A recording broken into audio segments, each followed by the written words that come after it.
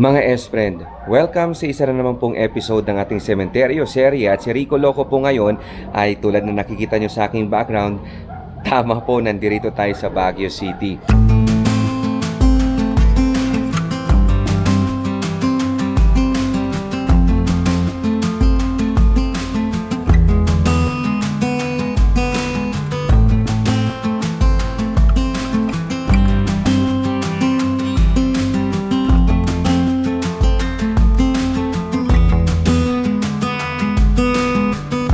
Anyway, dito po sa ating i-explore ngayon na sementeryo ay hindi naman na natin talaga kakikitaan pa nung katulad ng ilan sa mga nafi-feature na natin na nauna na po natin na i-post at na kung saan meron ngayong mga parang brick perimeter fences o kaya yung mga lumang libingan na kakikitaan mo talaga sa mismong lapida ng, alam mo yun, mga nakasulat pa sa Kastila, mga katulad niyan. Kasi iba na yung nangyari dito nung kinonstruct itong sementeryo ng Baguio City. Alam nyo naman, talagang namuro, kumbaga, yung mga Amerikano dito po sa lugar na ito. Kaya talagang hindi na natin masyado pang, alam mo yun, i-expect dito na may makikita tayo mga somewhat Spanish era na mga structures. At dito nga sa part na ito, dito muna tayo sa gawing baba. Ito, for example. Ayan. Family. Parang musileo nila. Actually, banda doon, puntahan natin. Andiyan yung Chinese cemetery. Actually, ito nga kumbaga parang naghahalo, parang magkahalo.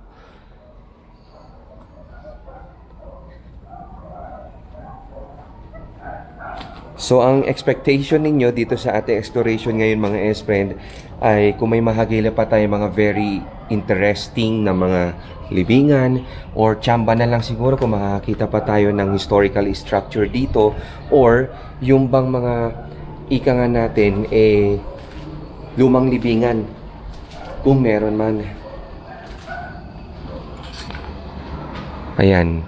So, nandito na tayo sa Chinese Cemetery. Ayan, dito sa gawi po ng Chinese Cemetery, yan ang view na maibibigay sa inyo dito kung naririto kayo.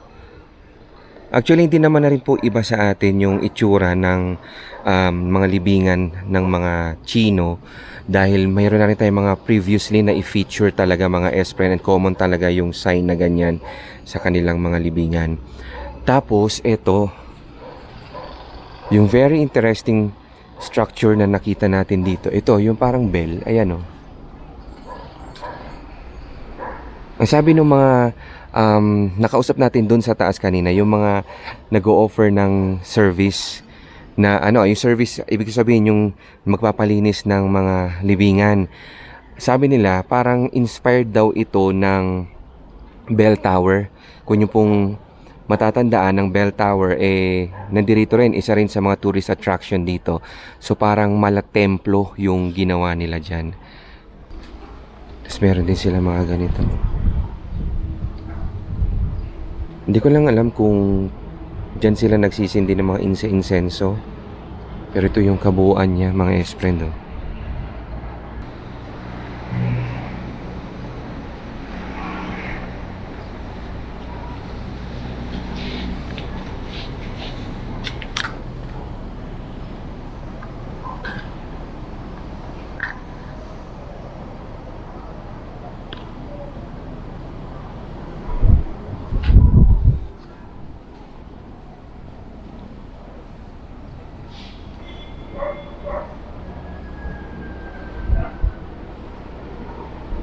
Tapos meron din silang isa rito.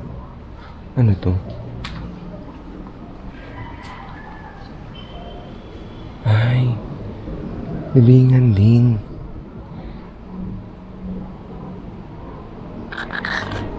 Ayan, mula dito sa likuran nung isa sa mga masasabi natin na espesyal na libingan dito mga S-Friend. Ito, bukod sa mga mapapansin mo rin, syempre may obvious, may mga musileo din dito. Karaniwan sa mga nakikita ko mga naka-ukit sa kanilang mga lapida, katulad nito, mga first names. Ayan o. Ayan. Mula dyan sa view na yan mga S-friend, eto matatagpuan din natin dito yung isa sa mga memorial.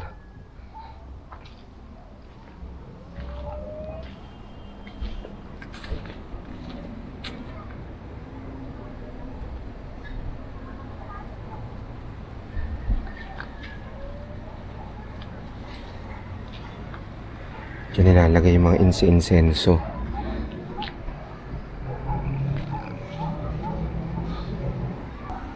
Yun nga lang, pagdating po dito sa likuran nitong memorial na to, ayan, may mga sulat, may mga vandal na. Balong, sabi niya dito. Uy, balong. Ito rin, grabe.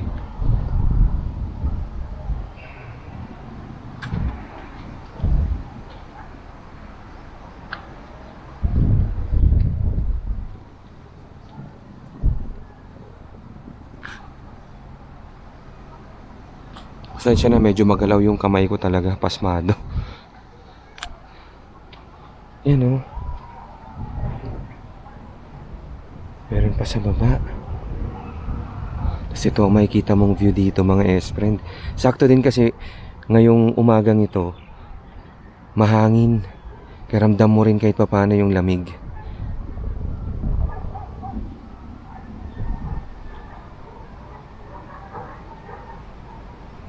Parang Santo Tomas ata ang tawag dyan eh. Yan sa may mga radar na yun. But anyway, lipat tayo sa kabila.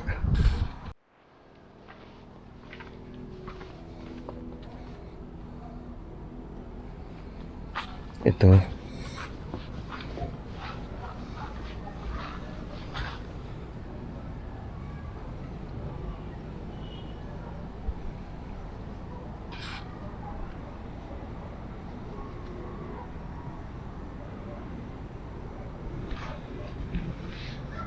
Japanese cemetery na ito mga S-friend sa part na to.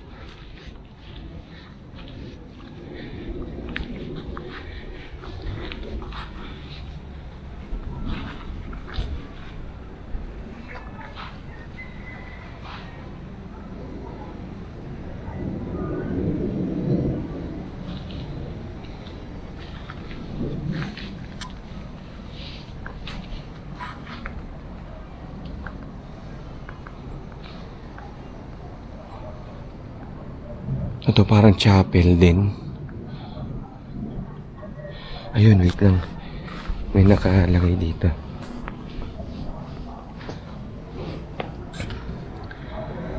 In memoriam.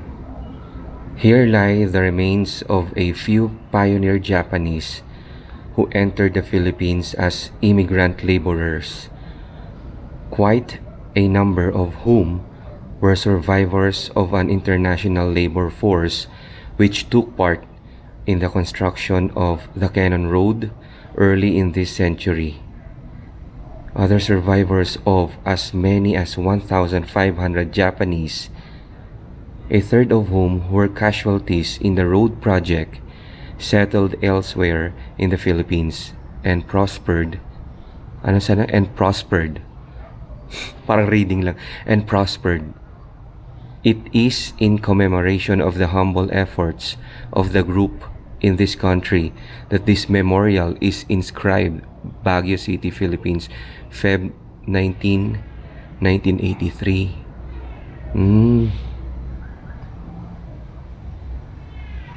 So sila yung mga isa rin sa mga bahagi ng kasaysayan ng Baguio. Yung mga nakalibing dito, yung mga nakahimlay.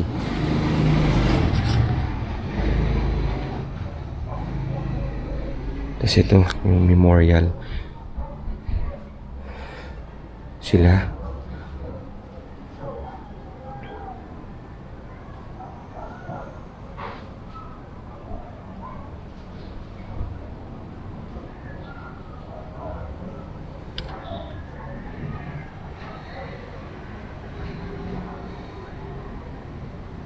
Ayan, mula dyan sa kanilang memorial, yan sa memorial structure na yan, actually marami pa pala dito mga S-friend eh.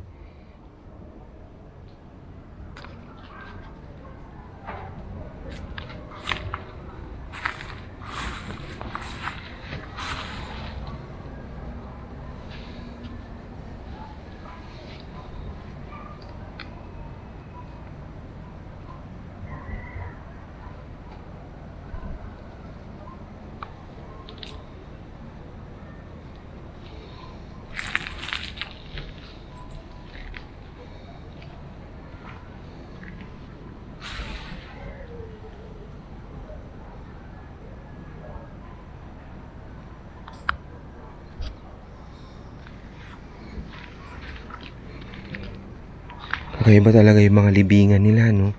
Parang palatandaan lang.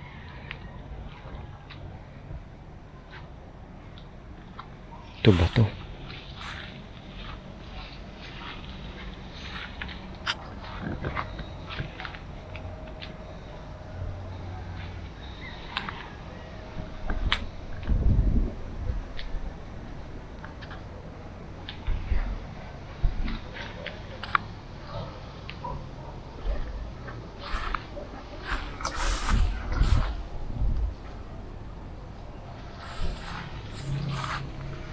Ito ba na?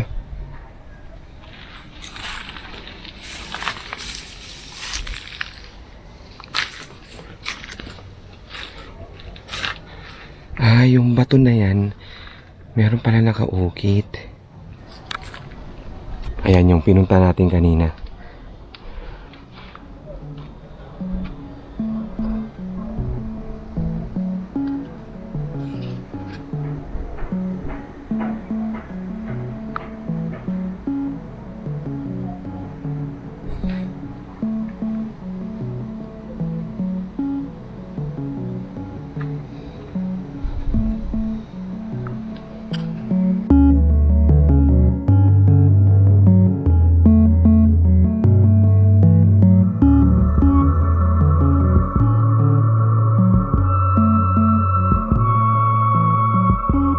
At base doon sa itinuro sa atin mga S-friend ng isa sa mga pinakamatatagal na nagtatrabaho na si Pultorero dito, sabi niya hindi lang daw pala yung nandoon sa taas, yung mga lumang libingan na mga sinaunang Hapon na unang tumapak dito po sa Baguio City, na siya rin pong isa sa may pinakamalalaking ambag sa kung anong meron na ngayon ang lungsod ng Baguio.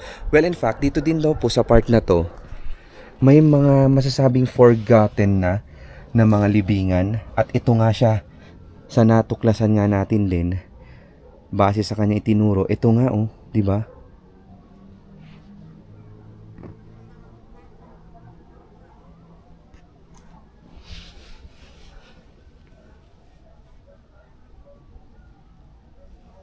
So yung isa ayan, nag-crack na siya, oh. Yung mga bato.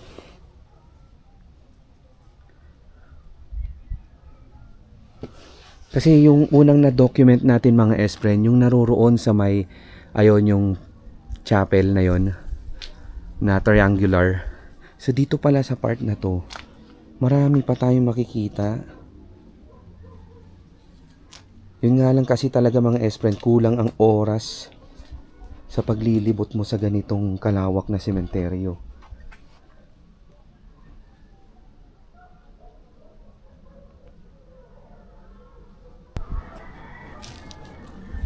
Ayan. Ito pa sa part na to.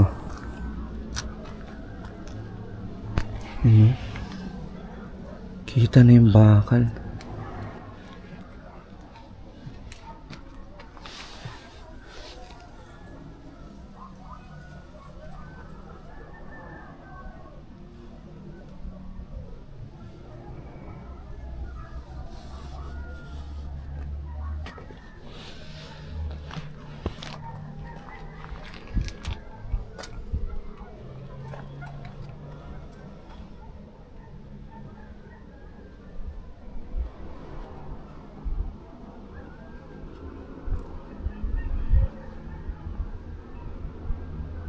Ayun, meron pa pala sa baba. Ayan, dito sa lot na ito, ayan, silang dalawa na lang or silang dalawa lamang yung nakahimlay. So, katulad nito. In fact, pag sisilipin mo kasi dito mga S-friend, ayan, part na daw yan, part pa rin daw ito ng Japanese cemetery dito.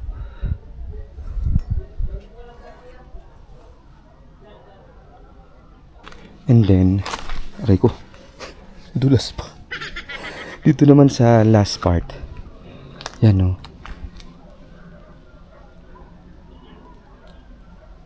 Mga tombstone. Yun nga lang, yung iba ay ito na, malapit nang mabuwal sa lupa. At sa estado naman nila mga S-friend, masasabi naman natin na na-maintain at meron naman kahit papaanong naglilinis ng mga, ito yung mga weeds, yung mga damo-damo. Yun nga lang, talagang meron at meron talaga dahil sa kalumaan na katulad nito, sa kung ano man ang naging dahilan, wala na buwal na, totally nawala na yung pinaka-marker niya, yung lapida, or I mean yung tombstone niya.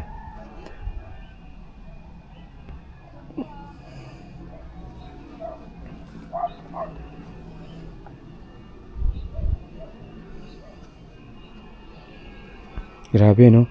Marami ka pa pala talagang dapat na pwedeng matuklasan with regard doon sa mga lumang libingan dito sa Baguio Public Cemetery.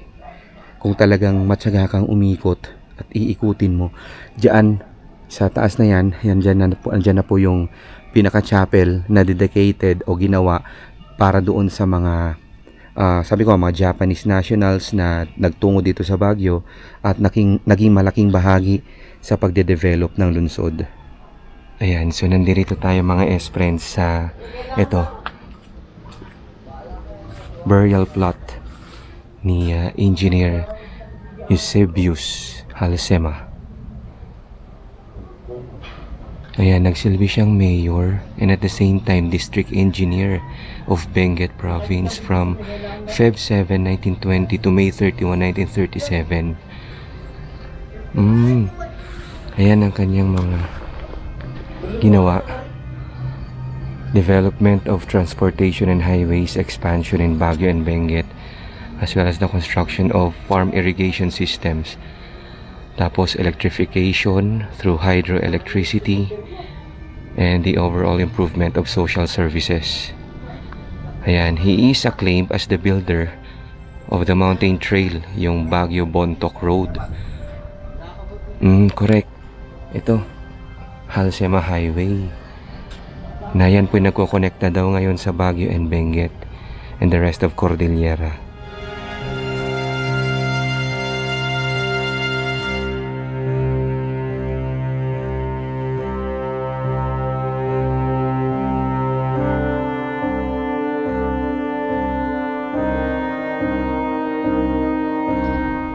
March 15, 1945, nang siya daw po ay sumakabilang buhay during the bombing sorties intended to liberate Baguio at the close of the Second World War. His remains and that of his wife, Marie Bosel, are laid to rest on this site of the Baguio Cemetery. Ang kagandahan nito mga S-friend, mabuti na lang ngayon meron ng ganito po, no? Nalagyan na rin nila ng ganito. Kasi meron din ako nakita before yung itsura po ng libingan nila. Grabe, nakakaawa, nakakalungkot. Dahil talagang alam mo yung parang puro mga sukal. Katulad nito. Buti nga po merong isang advocate talaga, no. Nalimutan ko lang yung name niya, pero dinedicate niya yung effort niya talaga para malinisan man lang ito pong kanilang libingan. And good thing, ayan, no, nag-aaway na. Good thing meron nang nilagay na ganyan.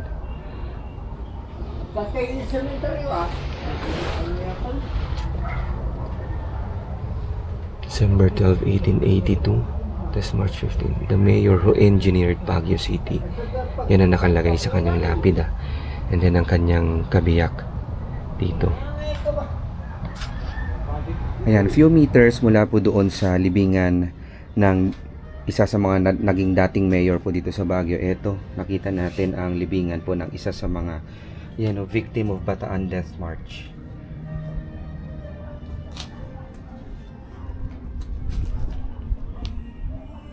So, pagdating dito, ito na yung pinakasentro nung sementeryo.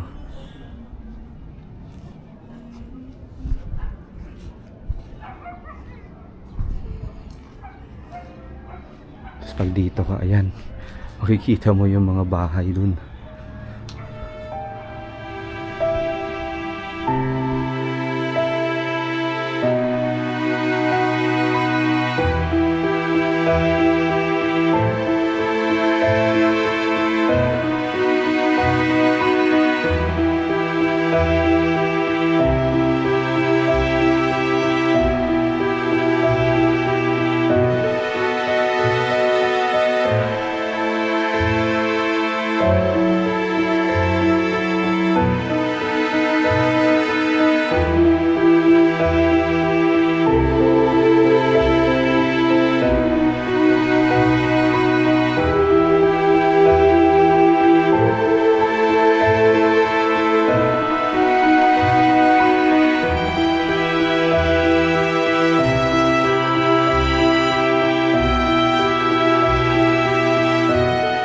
Ayan, so dito na natin tatapusin mga Espren yung ating very short exploration sa Baguio Cemetery at sana nga po kahit papaano ay nadala namin kayo dito po sa mismong venue mismo dito po sa setting natin at na rediscover ika nga natin yung ilan sa mga hinahagilap at yung mga pinaka-purpose kumbaga ng ating cementerio serye dito po sa ating YouTube channel, ang Urbex PH Plakado TV. Maraming salamat. Kung sakaling meron ka rin mga suggestion, kung sakaling meron ka rin mga maibibigay sa amin na mga ilang location na talagang may confirmed pa na katulad ng mga ibang mga fini-feature natin dito na mga pruweba kumbaga ng kalumaan ng sementeryo na may tuturingan natin mga Espren na heritage of death. Kaya sana nga po ay makapag-comment kayo o kaya naman makapag-PM kayo sa ating Facebook page. Pareho lang po ang pangalan, Urbex PH Plakado TV, at nang sa ganon ay mapuntahan natin o kaya naman maisama ka rin namin sa exploration na iyon at nang makita natin mga Espren yung mga ganitong klaseng mga heritage structure na may tuturing na talagang wag naman sana bago mawala na-document pa natin. So maraming salamat syempre sa pag-antabay at sa pasensya dahil ito lang talaga yung ating makukunan at nakunan dito ngayon. Actually may libing na nagaganap sa taas kaya dito na tayo nag-extra. So maraming salamat mga Espren, hanggang sa susunod po natin na videos, hanggang sa susunod po natin na episode dito po sa Cementerio Serye. Ako po muli si Rico Loco.